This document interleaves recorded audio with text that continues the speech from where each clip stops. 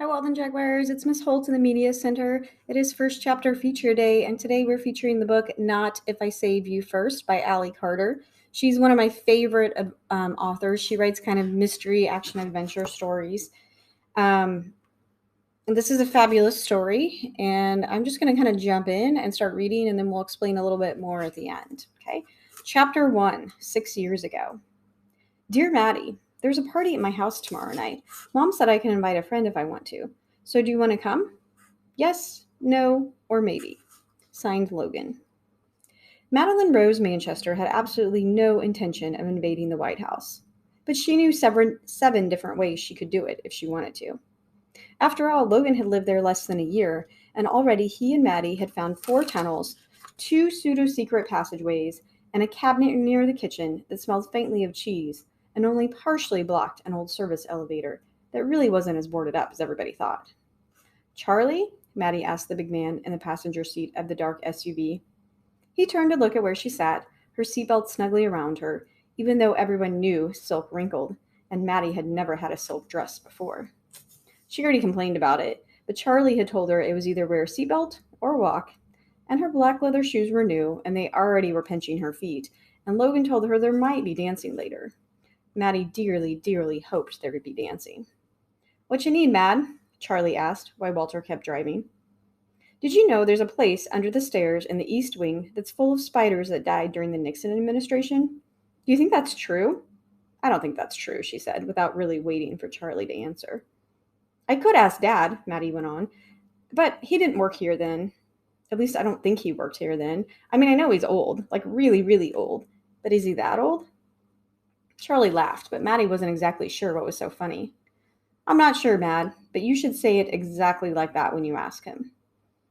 Sounded like a really good idea to Maddie. Thank you, Charlie. I'll do that. She thought for a moment and then went on. Did you know it's possible to crawl all the way from Logan's dad's office to the press room using the air ducts? No, Charlie shook his head. It's not. Sure it is, Maddie told him. Logan bet me $5 that I couldn't do it, so I did it, and then he gave me 5 1s instead of 1 5 because Lincoln is his favorite. You can reach the Oval Office via the air ducts? Charlie asked, spinning to look at her. Yeah, but I ruined my favorite pink leggings doing it. Then you should definitely tell your dad that. He doesn't care about my leggings, Maddie said, and Charlie shook his head. No, not about that, never mind, I'll tell him.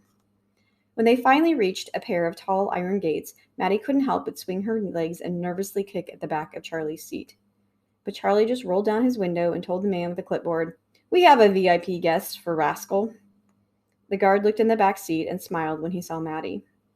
Through the tinted windows, she could see other guards circling the vehicle.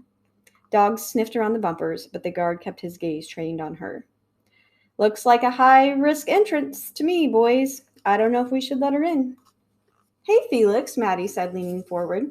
Did you know you can fit 2 kids and 3 kittens in a little compartment underneath Logan's dad's desk? If the kittens are tame, that is. I mean, I wouldn't try it with mean kittens. Neither would I, Felix said, just as one of the men outside announced, You're clear. Then Felix stepped back and waved them through the gates. Have fun at the party. Logan never had fun at parties. In his experience, they very rarely meant pizza and bounce houses and ice cream. Not anymore. I mean, sure, there was cake, but there were always fancy cakes that were so tiny, and Logan's mom gave him the look if he ate more than 4. And ever since the time he asked the Prime Minister of Canada if she was going to eat her cake, he hadn't been allowed to sit at the table with his parents.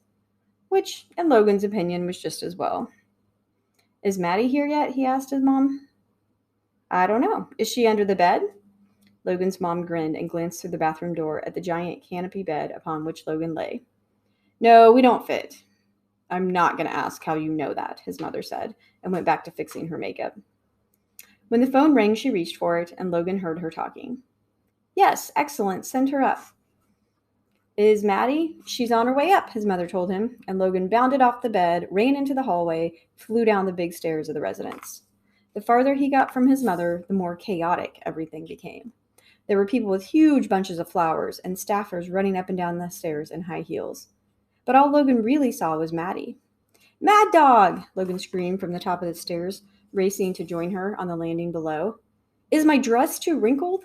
Maddie blurted, as if the answer really, really mattered. He shook his head. No, I don't think so. It's. But Logan trailed off as he followed Maddie's gaze through the bulletproof glass. The chaos of the building all but disappeared as outside a helicopter landed on the lawn. A group of men and women were running towards the house, crouching low beneath the helicopter's spinning blades. Only the last two men off the chopper walked upright, laughing and talking as they strolled through the doors. Maddie turned to Logan. Dad's home. Maddie couldn't be sure if she was talking about Logan's father or her own, but the statement was true in either case. There was no denying as the two dads came into the house. The place went a little more and a lot less crazy. There was always an energy that surrounded Logan's father. Some people stopped, some people stared, but there was another group of people who seemed to constantly swirl and swarm around him like a hive of bees caught inside a series of very tiny tornadoes. Everyone except Logan's mom. She didn't spin or rush or stare as she walked towards her husband, her red dress flowing behind her as she moved down the stairs. You're late, she said. Mr. President, one of his assistants cut in, the speaker is waiting for you.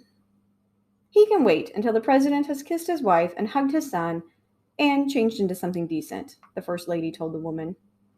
And with that, the tiny tornadoes moved to another part of the White House. Hello, darling, Logan's dad told the First Lady as he leaned down to kiss her. When he pulled away, she made a face and said, You smell. What are we going to do with him, Mad? Maddie could only shake her head. Boys always smell, she said truthfully. You get used to it, sweetheart, Logan's mom told her. But Logan's dad didn't seem to mind. He reached for his son and said, Hey, kiddo. And then he turned to Maddie. Cadet? Maddie dropped into a curtsy. It's a pleasure to see you again, Logan's dad. And you, Manchester's daughter. You are a far lovelier sight than your father, I can assure you. Thank you. My dress wasn't wrinkled when I put it on, you know. The wrinkles are entirely Charlie's fault. I'll have a word with Charlie, the president said as Maddie's dad tried to pull her into a hug. Come here, Mad. She pulled away and looked at the First Lady. You're right, they do stink. This is what I get for keeping the president safe, Maddie's dad asked. From treasonous deer? It's hard work, I'm sure. The First Lady turned to her husband. Now, do I need to remind the pair of you that the Russian Prime Minister and his entire entourage, your entire cabinet, and all 7 viewers of C-SPAN are expecting our very first state dinner to commence in 45 minutes? Logan's dad cut a look at Maddie's. Save me from her, Manchester. But Maddie's dad just shook his head. Sorry, Mr. President. This time, you're on your own. It wasn't until the First Lady dragged the president upstairs that Maddie felt Logan stir beside her. He'd been perfectly quiet, perfectly still, as if to be a mere fly on the wall in the president's presence. How you doing, rascal? Her father asked, and Logan's eyes got bigger. Did my dad really kill a deer? No. Maddie's father crouched near the windowsill, bringing himself closer to Logan's level. Your father and Senator from Kentucky and I sat in the tree in the woods for 7 hours. And you didn't see one? Logan asked. No, we saw one. Logan's eyes were wide. And your dad didn't shoot, and my dad didn't shoot it? No, Maddie's dad sounded like he was carefully considering the answer. Your dad was more interested in getting a vote out of the senator from Kentucky. Logan still looked confused. But you had a gun, why didn't you shoot it? Maddie's father seemed to think this was an excellent question. Because when I shoot, it isn't for fun. It's because you have to, Logan said. And Maddie's father nodded. And what's more important than shooting, rascal? Logan only had to think about the answer for a moment, making sure you don't have to. Maddie's dad tousled Logan's hair. Good job. Okay, Mad Dog, her dad said. I give up. I'm going to go shower. What are you going to do in the next 41 minutes? Maddie and Logan looked at each other and gave almost identical shrugs. Fine, her dad said. Don't tell me. Just stay in the house and stay out of the way. It's kind of crazy around here. He was almost out of sight before they said in unison, we noticed. Okay, this is the beginning of Not If I Save You First, and it is about Maddie and Logan. Logan is the president's son. Maddie's dad is a Secret Service agent who is protecting the president. And the beginning of the book, they're getting ready to have this state dinner with the Russian prime minister. And if you keep reading a little bit further, you will realize that stuff quickly gets out of control. So it's called Not If I Save You First. It is an action adventure story. Check it out. We have many copies available in the library, and it's also available on Overdrive and Sora. Thanks for listening, guys.